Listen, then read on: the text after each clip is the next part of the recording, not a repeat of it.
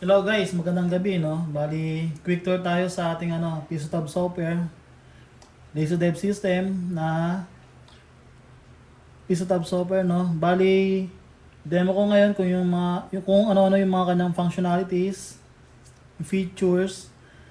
So, unang-una, ito yung ating lock screen. Pwede nyo palitan yan. Supported yan ng image or video. Tapos, try natin maghulog ng piso. Yan. Bali, yan yung ating home screen. Nasa baba yung kanyang navigation, tools, media, browser. Pwede ka magdagdag dyan. Bali, sa admin panel natin yung gagawin. And then, segregate na yan per naka-group ba. Tapos, pasok tayo sa ating admin. Press nyo lang yung logo na yon. Tapos, enter yung password. Yan. Bali, yan guys, yung natin, yung Pisotab modes. Supported yan, dalawang profile, standard tsaka hybrid.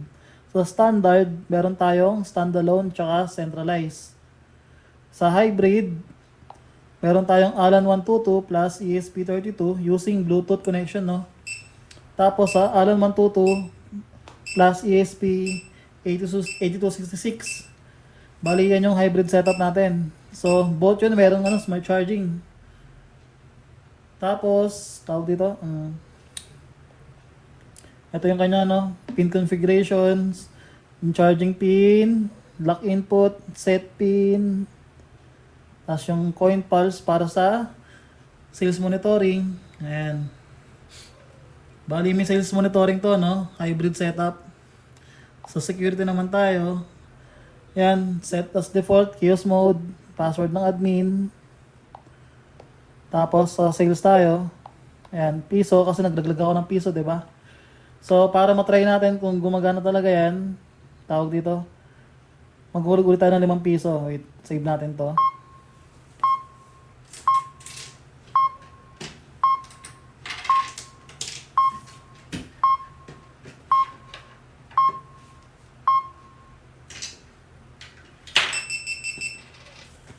So ayan, nagdaglag ako ng 5 piso.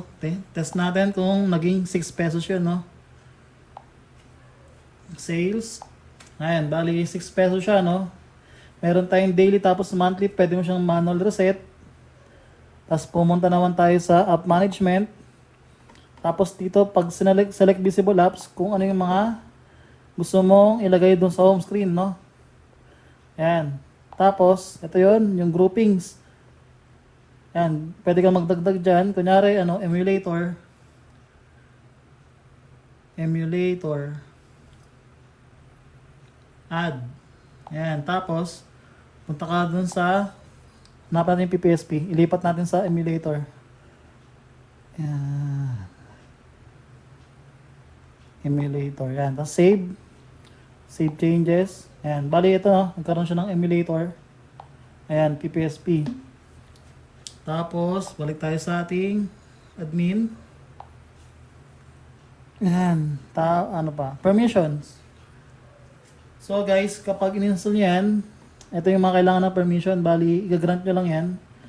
Tapos, supported nito ko yung Redmi, Itel Vista, Tecno, Megapad, tapos BNCF, BPad. Ayan, ano ba? Redmi Pad, yung Pro. Ayan. Tapos sa session and data, ayan, meron tayong auto clear. Tapos deep freeze. Tapos auto logout. Pwede nating manual. Ayan, manual session reset. Manual delete. Sa naman tayo, system tools.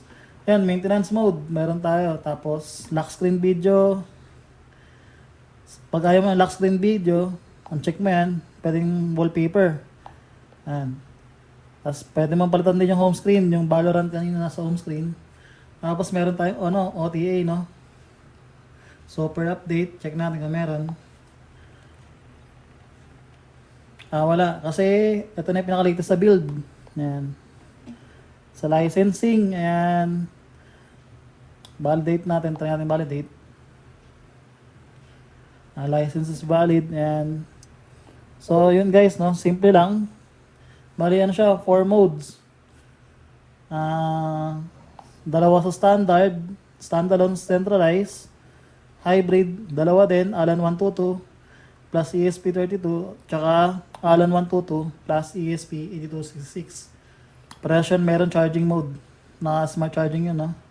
Tapos may sales monitoring. Ayan, bali, set natin. Try uli natin, magulog ng 10 naman, 10.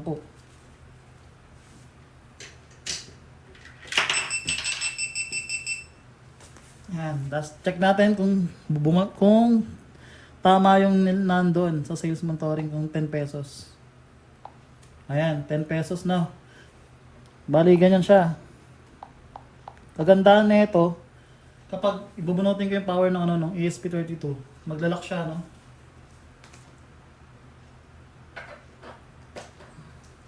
Yan, nabunot ko na. So, wait lang tayo. Maglalak to. Yan. So, ganyan siya. Kapag di sila nag-pair, automatic lock, tapos mamamatay yung coin slot natin. Tapos hanggat hindi nakapag-establish ng connection yung Bluetooth ng ESP32 tsaka ng piso tab ng tablet, hindi mag-on yung natin coin slot. Naka power cut siya, no? So, yun lang guys. Maraming salamat.